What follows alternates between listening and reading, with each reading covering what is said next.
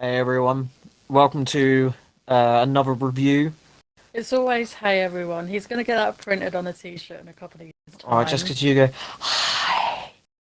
Yeah, it's not going to be on a t-shirt. Anyway, welcome to yet another late review. It's not weekly anymore. It's just whenever. I am, of course, your gracious, wonderful, Oh my amazing, god, he really thinks I'm that dumb. egotistical host, Purple Midnight 8, joined once again another week on by my co-host, my fiance, my special girl, Oh, Amelia. Why don't you say hello? hello. Sorry, I'm an asthmatic. I'm struggling to breathe. Yeah, she's been laughing because I tried her glasses on, so she's very simple like that. She has a very simple sense of humor, I guess, and sometimes she sounds like a Dettol bottle being sprayed. Fuck you. Anyway, as you can see, this week we are looking at the Happy Time Murders, Picked by me again. picked by Amelia this week. No, it was by me. Yeah, but I egged you on to. Yeah, you egged me on, mainly because we didn't have access to streaming and we were quite restricted to what we had to choose from because of our DVD collection. For some reason, she has this on DVD. Um, Oh, Happy Time Murders is the best. Like, if you lot hate it, go fuck yourselves. I didn't hate it, but I didn't enjoy it either. It was a pain. It hurt. It didn't hurt me to watch, but it was a drag. Anyway, so of course, spoiler warning as always. Don't even think I left that warning in for whatever movie we did last week. Can't even match Scooby Doo. Was Scooby Doo last week? Feels like I Scooby think it is Scooby Doo. Has to be. Doo. Mm. Either way, Scooby Doo, Scooby Doo, Scooby Doo, Scooby Doo. So that was last week. Crazily, lots happened since. Not really. Silver's just been moody. Our third host is currently MIA. Oh no, he's finishing his dinner off. Mm. He's been asleep under the bed a lot, and now he is eating his food. He And we went thought missing he earlier. went missing earlier because he went into another room and hid under something in there, and we couldn't fucking spot him. But he is fine now, and he is eating the rest of his dinner. And he may scream. He may scream his little head off if he enjoys it. So we'll get into it now. Uh, This is the Happy Time Murders, of course. Came out in 2018. Stars everyone's favorite actress, Melissa McCarthy. Mm. Because we don't have any Adam Sandler films, so we couldn't do him because I hate him. But we're doing Well, Melissa. we did have Adam Sanders because we had Click, but then when they got sorted from the downstairs cupboard, they were done. Unfortunately, Yeah, I used to watch Click a lot when I was younger. I used to love it, but I fucking hate it now. I just hate Adam Sandler, and I hate Melissa McCarthy just as much. Wow. That is saying a lot, but at least I'm not being sexist and favoritism with the ladies. I just hate Adam Sandler and I hate Melissa McCarthy because God. Well, at least you can say with Adam Oh, Sandler, he actually. you put all your weight on me, and that hurt my stomach. I'm sorry. I forgot what I was saying. At least with Adam Sandler, you could say some of his earlier stuff was good, but there was no Melissa McCarthy film I actually enjoyed. I mean, Little Mermaid I'm looks. sorry if I picked that up. I'm really, She's really very today. gassy. She's. You're gonna have a great time listening to her go. But anyway, Better out than him. like at the time of recording, I think The Little Mermaid isn't far away. She Mm. doesn't. There's not much shown of her. She doesn't look terrible, but I know, as I say, any movie she's in, I fucking hate. So I know it's going to be like mediocre at best. But enough of the side tangent about Melissa McCarthy. You'll hear plenty of that later on. This is an, of course, everyone's seen the Happy Time Murders, at least the promotions of it. That was five years ago. Why did you put? Go to the top. Yeah. He's put adult puppet crime comedy. Yes, really. That's because that's what it's called on Wikipedia. It's classed as an adult puppet crime comedy. Because yes, apparently that's a thing. So of course, Directed by Brian Henson of the Henson Company. Silver's now going to give you some ambience. Silver is now going for a shit, which is, I think the mic is probably picking up very gently. He may scream after he does that, but... Anyway, it's directed by Brian Henson of the Henson Puppet Company. I don't know if that's the official name, of course. Jim Henson, famous for the Muppets. Basically, that was what most of the yeah, Jim Henson. And here's a little fun fact for you guys: if you ever want to insult someone, call them a Muppet. Yeah, it's a very British thing. But of course, this movie was basically marketed on the fact that it's like the Muppets, but not for kids. Like how Sausage Party was like an animated film, and they were like, "Oh, it's not an animated film. You should show to your kids." Oh, Sausage Party was Oh, God, really sausage. something. Sausage Party is ironically a complete fuckfest. You'll never look at your hot dogs the same way again. And have a look at anything that's in that film ever again. But, of course, going back to... Oh, is he going to scream? Or is he going to get zoomies? I don't know if he's dragging his ass across the floor. I hope not.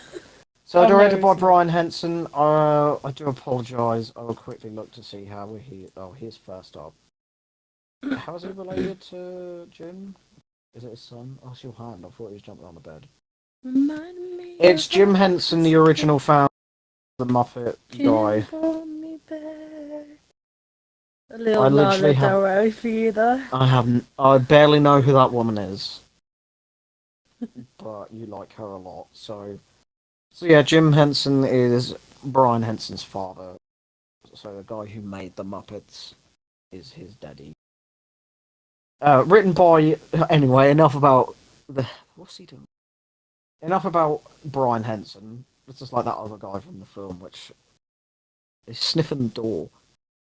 It's just going to be an hour of updates of Silver. Yeah, this is an hour long of bullshit, followed by pointing out Silver staring into the corner of the room. You see, the problem is he's 18, super sick cat, and He's an old boy who's a bit delusional. recently got an eye problem where we don't know if it's a tumour or not, because a CT scan would be 1,800. It's a lot.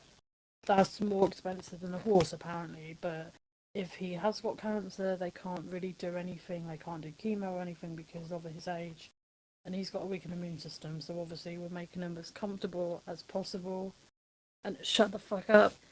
I did not do anything. We're making him as comfortable as possible. I was just thinking this is a review, not a Silver Health update. For what he's got left, and to just make him happy. So he's just eating chicken and his regular meal. He's Anyway, anyway. So that's why we keep checking. Well, let's get back to the task at hand. This is the fun of not being able to edit this sort of shit. People as don't well. give a shit about the film. They're here for the kiddie. They're not here for the kitty. They're here for the fucking They're kiddie. not here for the kitty. Anyway, for fuck's sake. Written by Todd Berger from him and D. Austin Robertson. I don't know why I put it like that. It's written by... I think it's from a screenplay by him. I think I just didn't put it in. So yeah. Of course, as I said to you when I first wrote this, as always, the famous words movie begins with... He's going to get that printed on a t-shirt when he blows up, and he's going to sell his merch and push it out to you. I'm going to blow this house up in a minute with a mean old shit. Movie begins with a puppet. Very creative name, Phil Phillips. Oh, that really seems like he has done something. Oh, fucking stop talking. Phil Phillips, played by Bill Barretta, who is a detective driving down the road, monologuing about how puppets and humans coexist, but puppets are second class. It's very fucking weird. Seeing, like, there's one thing that wouldn't stop freaking me out, is when the puppets were shown to have legs walking around. Yeah, they have, I think they're like 3 foot or something, or probably not even. Like, the legs are very out of proportion with the rest of them. It's fucking creepy. It's very uncanny valley. You can see their legs are really flimsy as well as they walk. Someone's obviously wearing a suit and control and. It's very fucking weird, and it kept creeping me out. Because I'm not used to it. Oh, Silver's trying to One more update. Silver's trying to decide to come on the bed. He is on his. Is using his steps. Pat the bed. Let him know he can He's come got up. like little steps that my mum got him before she passed, so he like has little stairs to get to the Oh yeah, bed. don't know if we ever said, but we record this in bed in our room. We don't have a studio or anything fancy. Silver is back. Okay. Our third host is with us, so hopefully we can shut up and get on with it. So, how did I do that? I didn't even touch it. Puppet's of course second class. He saves the puppet from being assaulted by some kids. He's basically like the puppet's like he knows that he doesn't have to basically like tolerate the shit, but he likes to dance, dance monkey dance. Is your arse alright? Because you did any poo. Oh, Silver wants to be inside of the microphone. Apparently, he may bang his head against it. I will warn you. It may have even picked up him sniffing it. Okay. We'll put the show on hold for you, shall we? As we have to fucking work around you. Can you just? This is why it'd be nice if I can edit these properly, as opposed to just sticking them all, because we can just outtake him. Why don't you pass me the computer and I'll read you? No, that's right. Oh, fine. So he saves the puppet that's Oh, outside. you really stink. Sorry. Shut up! It's probably you. You stink like a poo-poo. I had a shower, you twat. Anyway, after entering his office, his secretary Bubbles, played by Maya Rudolph, a very well-known American comedian, basically for like SNL and that, updates him on his missed phone calls. It's pointless. I don't know why I put it. In his office, he meets Sandra, played by Dorian. I can't see Silver. Played by Dorian Davies. There are a lot of people I don't know in this film. This is fine. It happens. Who has received a threatening letter blackmailing her. So she decides to hire him to investigate it. Does this ever even go anywhere, or is it just like a red herring like thing? What do you mean? Sorry. Like it's just thrown in as like a decoy, as like a pointless little sort. Anyway, to throw him off.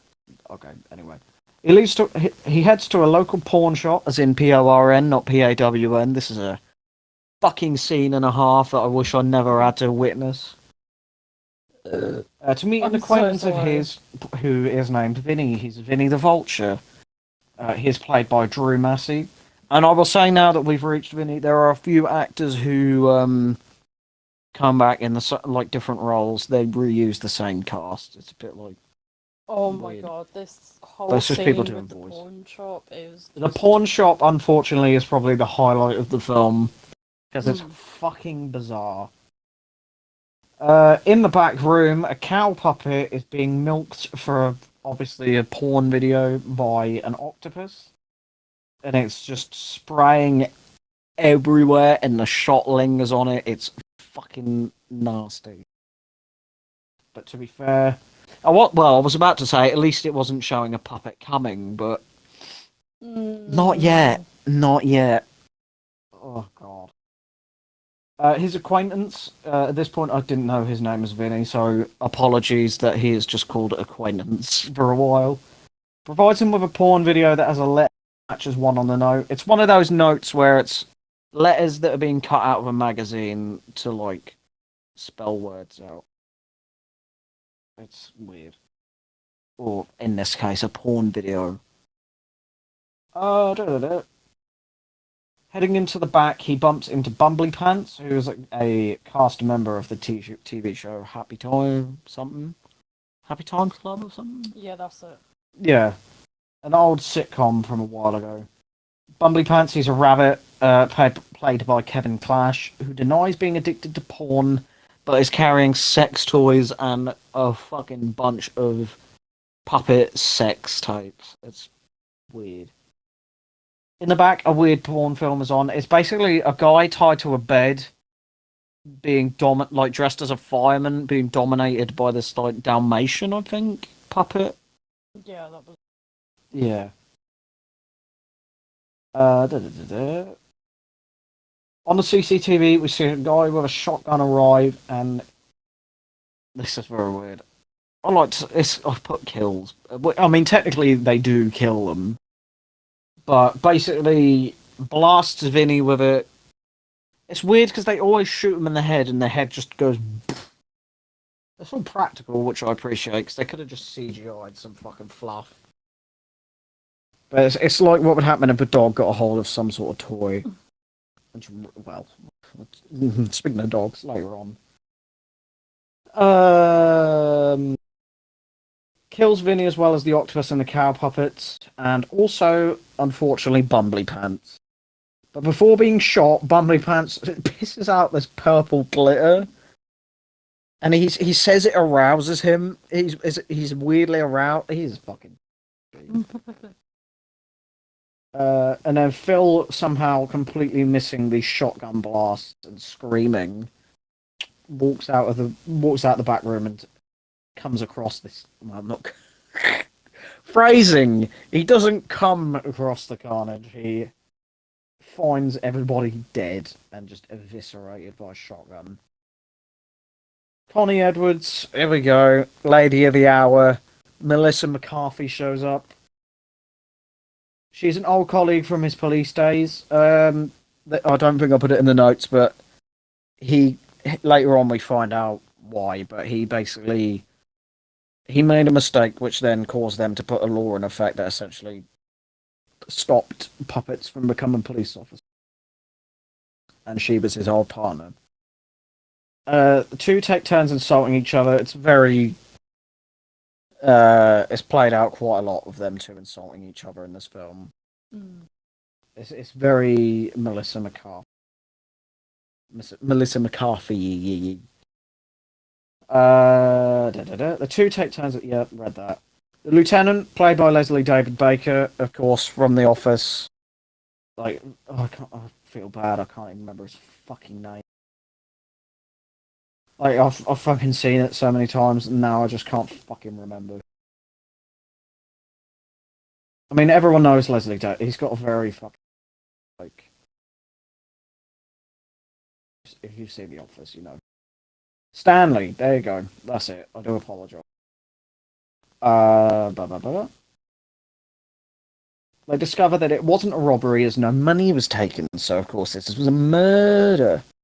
And of course, well, it couldn't have been a robbery because of the name of the fucking film. On TV at a diner later on, a puppet sitcom plays. This is the Happy Time Gang or whatever it's called. Happy Time Club Gang. Something. The Happy Time Club. Has Mr. Bumbly Pants in as well as several others, which we will meet throughout the film, or we will just see dead. Phil meets with another cast member who is Officer Shenanigans. Before they are interrupted by Fan temporarily. We're... May I add, this is the one who possibly, because he was blue and he bleached himself so white. Yeah.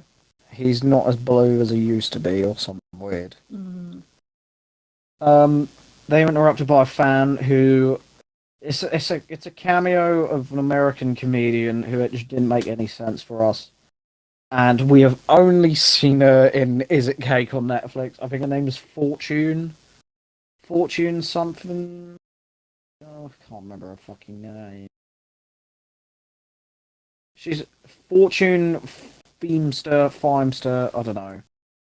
I think it's another like SNL comedian. It's very weird. It's very pointless. It's just basically to be like, oh look, it's her. Americans, you know them. English people, who? Who?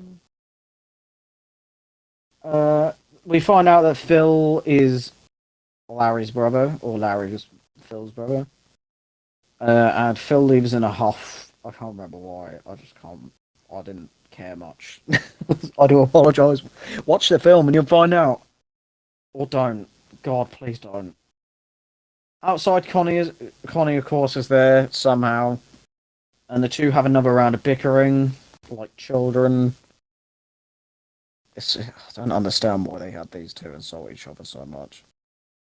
I have no idea. I suppose it's because in the final act they've got to become friends and put their differences aside. So just have them argue like kids. She ends up pouring a milkshake onto his windscreen before he drives away, nearly running her. God, I fucking wish he did. I don't like no shit with me. I do apologise if anyone out there listening is already sick of me whining about Melissa McCarthy, but I did warn you at the top. Fucking hell. At his office, he drinks and reads in the news about his past with Connie before he is interrupted by Bubbles offering to go out with him, but he declines. She wants to fuck that puppet. Mm. She wants the puppet D. And I can teach you something. Have you ever heard of Muppet necking? No. That's what is a term describing giving a hand job or wearing a puppet. Because it's like the mouth and just... Anyway, this is not suitable for kids, this one. Well, then again, it's not like we've covered any films that are suitable for kids. Yeah, maybe some people need to. Yeah, maybe. Anyway. At his villa, fucking hell, first page down. That is going to be a fucking t-shirt at this rate. It's just the page down button. I've lost it now. At his villa, Larry is with a girl watching old videos of him mates in his hot tub. Basically, it's like I thought it was an episode of the show to begin with, but it's like a homemade video of the like Christmas party or something. Something like that. The girl gets out to make drinks while our killer unbolts several dogs. These are tiny little dogs. Like these aren't like German Shepherds, Dobermans. These are like Chihuahuas and like French bulldogs. That proceed to rip him apart, killing him. Like they really fucking tug at him and rip his head off. I'm glad I can at least give them credit for not giving the puppets blood and making it all fluff because it does make it sillier, which plays into the whole I guess vibe they were going for. I think they were just like, oh, the Henson Company are like doing films that aren't appropriate anymore, so we're just gonna make it as balmy as we can. Phil arrives at the scene the next morning and is understandably fucking traumatized by the fact his brother has been torn to shreds.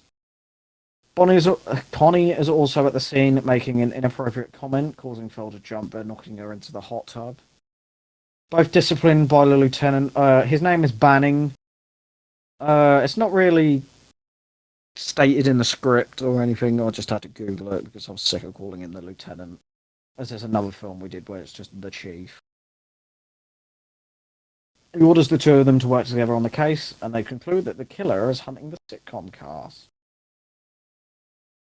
The two of them meet with Ronovan Scargi, which is a stupid fucking name, and I don't know why they called him that. Played by Michael McDonald, who I immediately recognised as Little John from Not Lil Jon, the rapper, not him, from Halloween Kills. He's the one whose husband is El Camino, the Breaking Bad film. I don't know if he's in the main show as well. He has his eyes gouged out, and then Donald's character is just stabbed off screen. Hmm? You watch the film, you know who I'm on about. Yeah, but Michael sticks. I've had seizures since then. Michael sticks his thumbs in his eyes and pops them out. They literally hang out. Anyway, this review isn't about that one. We will get around to it at some point. Halloween Ends was too bad, and it's going to be a while before I can get around to doing the rest. He's a producer. I think he's a producer of the sitcom. I don't know. I think I might have missed the dialogue because I was busy tip tapping away, or I was petting the cat. I was not with this film. It's heavily racist towards puppets, and it's basically a stereotypical asshole movie producer person. Connie distracts him while Phil. Oh, I'll just put a load of zeros in instead of pressing a button. Connie distracts him while Phil grabs a marble ball and yeets it at him in order to grab the intel, which was the contract, wasn't it? Because they were selling it.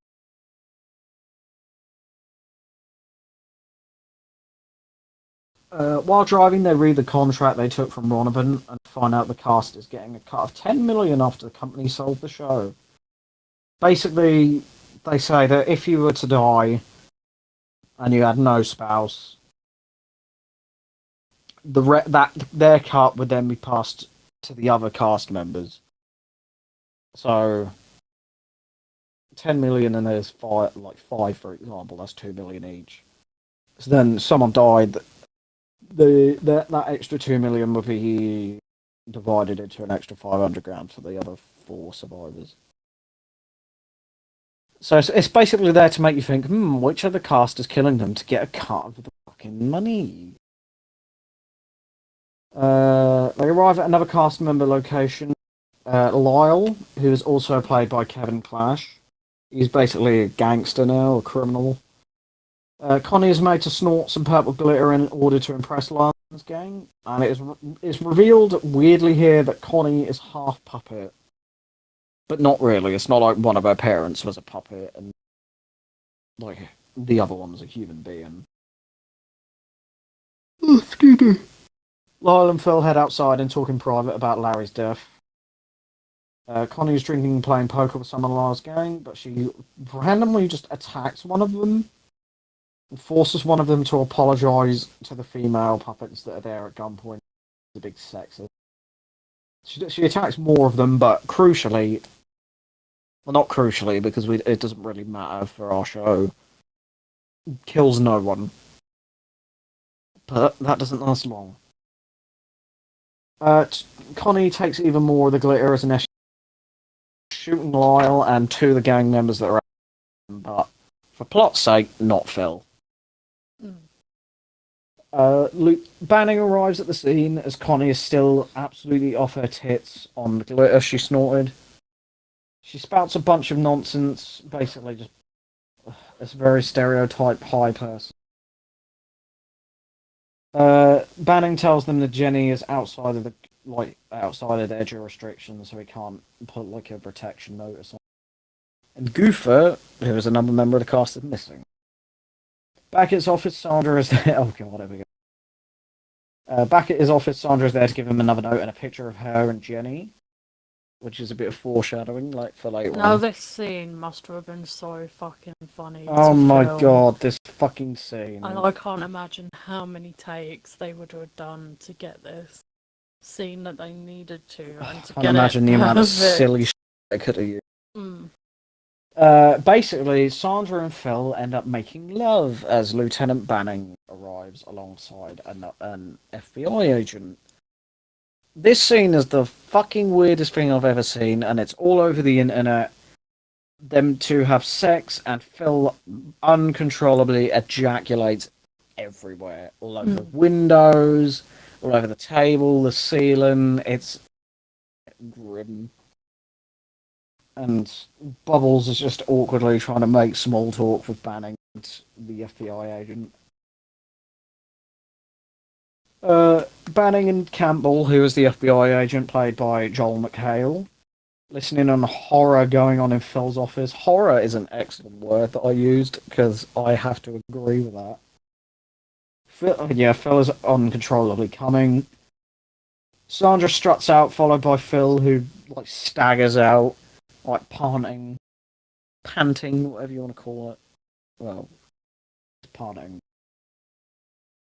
Campbell orders Phil to go with them, but he ends up escaping out a window in his office, which don't make him seem suspicious at all.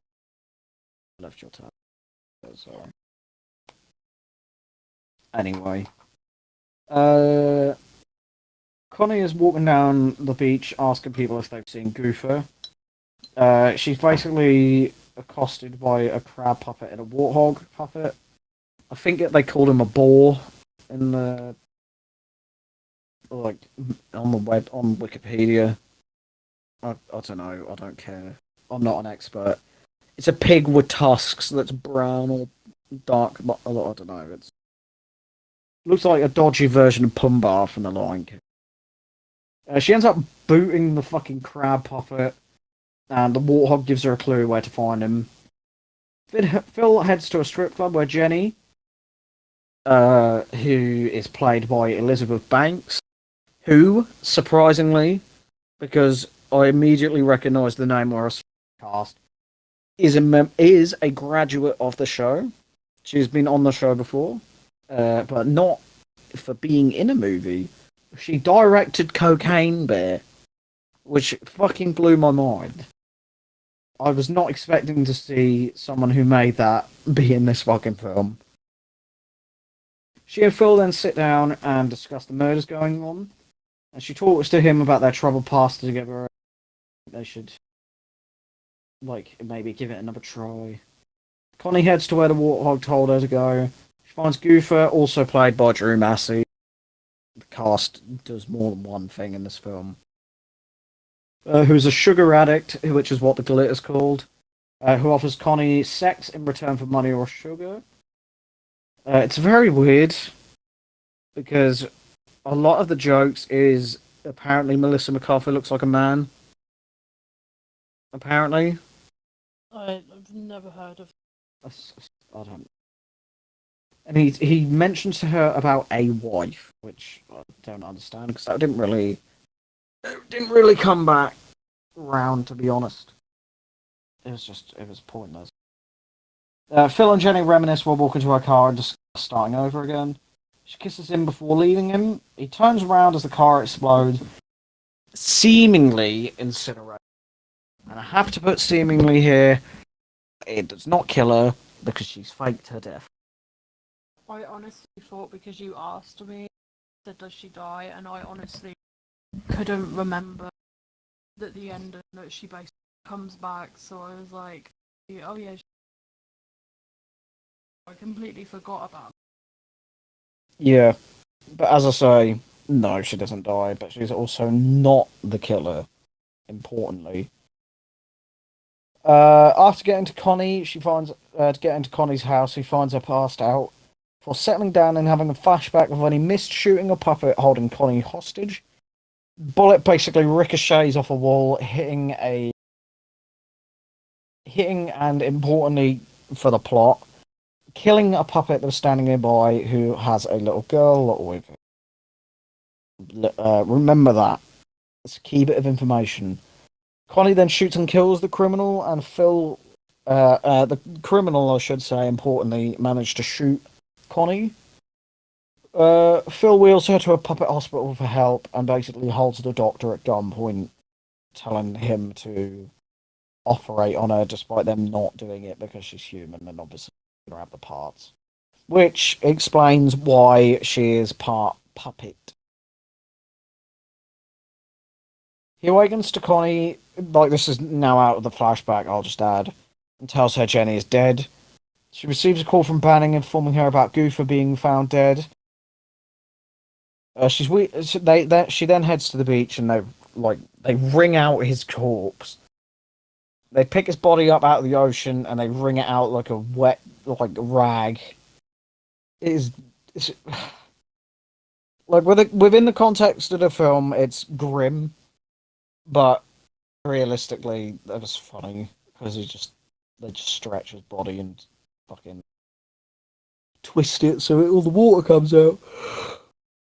She's wheeling a cooler around that contains Bill. In the car, they agree to go to see the last surviving cast members, Ezra and Kara, who are married cousins. To arrive at the house upon hearing screaming, and they spread out and enter the building. Connie enters one of the rooms, seeing two of their kids who have deformities from inbreeding, and that explains the screaming, because one of them is just screaming for no reason. Entering a bedroom, Phil finds the corpses of Kara and Ezra, and is then jumped by the killer. Running outside, Phil and Connie are then apprehended by Campbell and the FBI. So yeah, I don't know where the killer went, but it's just weird. Excuse me. In the interrogation room, Phil looks through a window, seeing that Sandra is saying that Phil murdered everyone. Banning doesn't defend him and has him arrested. Of course, this means that we get our big reveal that Sandra is our killer. She is our main antagonist of the film. Da, da, da, da. Connie confronts Campbell about the arrest. He insults her and she attacks him, causing him to suspend her. She randomly insults all of her colleagues before leaving, except saying that she would have fucked one of them. And he basically goes, well, it's not too late. At home, Connie finds Bubbles waiting for her. She sort of makes a joke about how people keep managing to break into her house. She tells Connie about how Sandra doesn't officially exist. Like, she couldn't find any background information about her or anything like that. To head to Sandra's, not even a real house. It's basically her second house. Finding nobody home, Bubbles picks the lock and they head in. The house is big, but contains a hidden room that is locked. Connie attempts to kick the door in, but fails, so Bubbles has to pick it. It's just the usual, joke of, yeah, I can do it. Kicks it, ow, leg hurt. In the room, they find a corkboard detailing the murders and how she's targeting Phil. An image reveals that the man Phil accidentally shot was, of course, Sandra's. And they basically say, the curtains don't match the drapes because she opened her legs up and she had purple pubes, but her hair is red. And the girl in the flashback had purple hair. When Bubbles presses play on a tape recorder, the room is destroying all of the evidence. In jail, Phil is visited by Connie. She explains what they found. She shoots him in order to break him out by taking him to a hospital. In the ambulance, she knocks out the paramedic while Phil breaks out the bed. Literally goes, does this smell like chloroform to you? Oh, God. Bubbles calls, explaining how Sandra is fleeing the country, causing Phil and Connie to head to the airport. In the ambulance, may I add, they do knock the driver out, but do not kill him. Again, important. He handcuffs her to the steering wheel before heading into the airport to confront Sandra alone. Which is stupid, because why would you? She's clearly a murderer. Tries to apologise for what he did, but Sandra refuses to hear him out. She explains how she now enjoys murder. You're totally not a fucking psycho, are you, love? Jenny emerges, having somehow faked a death. I put it like that because when the car explodes, there is something that resembles a corpse in there. Jenny hesitates to shoot Phil, causing Sandra to just whack her over the fucking head with a suitcase. Jenny then just disappears from the film. Weirdly, she doesn't get arrested at the end. She doesn't die. Yeah, that was really weird. Here, didn't she? It appears as if to be like, oh, big twist. She survived and she's a bad guy. And then no update. Hit with a suitcase, disappears from the film. Phil is grabbed by some fucking random goons in order to be thrown into a jet engine. Connie arrives. Is she still holding the steering wheel? Or did she break out? I can't remember. I think she uses wax. Yeah, I think she still has the steering wheel, weirdly. She somehow overpowers 4 of these big, trained bodyguards while she's still handcuffed to the steering wheel. Somehow using her apparent man strength. The 2 of them enter the plane to apprehend, but Sandra literally gets the drop on Connie, jumping on her shoulders. Taking her hostage like how the criminal Phil missed did. So basically, it's like, do you remember this happened? Yeah, it's happening again. Silver is now sat up, and now I can't see the screen. Yep. He steadies his aim and basically focuses, and then shoots Sandra in the head, killing her instantly. Phil and Bubbles talk to one another after the police arrive and all the emergencies do. It's your big happy ending. Phil and Bubbles talk to one another and they agree to go out. She leaves to get changed as Phil goes to speak with Connie. Silver, please stop moving, I can't see. Banning informs them that Connie isn't suspended anymore and puppets are now able to be cops again. Happy ending. He gives Phil his badge back, which he just kept for whatever reason. Campbell arrives to make amends and they make fun of him, because of course they do, as the movie ends. The end. So, that was the Happy Time Murders. A film which, may I say, Amelia holds in weirdly high regard. What the fuck did we watch?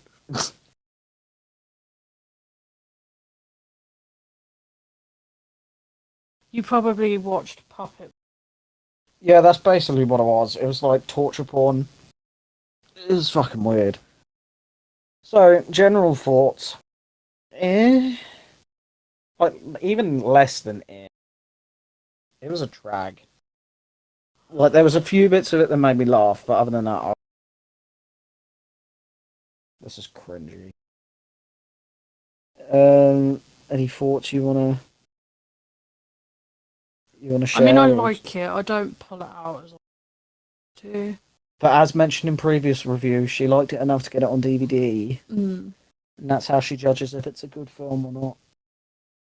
So, we'll get into our little awards. People died, so we get to bring back the award for best and worst kill. Best kill? Probably the ones. Has to be Larry who got. Okay. Most everyone else basically got shot. Worst kill. It goes to two people. It's easily Ezra and Kara. Off-screen deaths. He basically just finds their like torn up bodies in a bed. Comes close to Goofer because Goofer is just found dead, washed up in the ocean. But at least they have the scene of him being like wringed out, which is silly but funny. Overall rating 4, maybe. 4, yeah, I'll go with 4. 7. And a 7 from her. Silver, what do you think? Thanks for the input, buddy. Love you. So yeah, that was Happy Time Murders. Once again, sorry we're a bit late on this one. Shit happens, but we Amelia's turn next week. Hopefully we'll have streaming back so we can do something different. But we'll see. Of course, your host with the most, whatever my name is, Jeff. Papa Minaya, of course.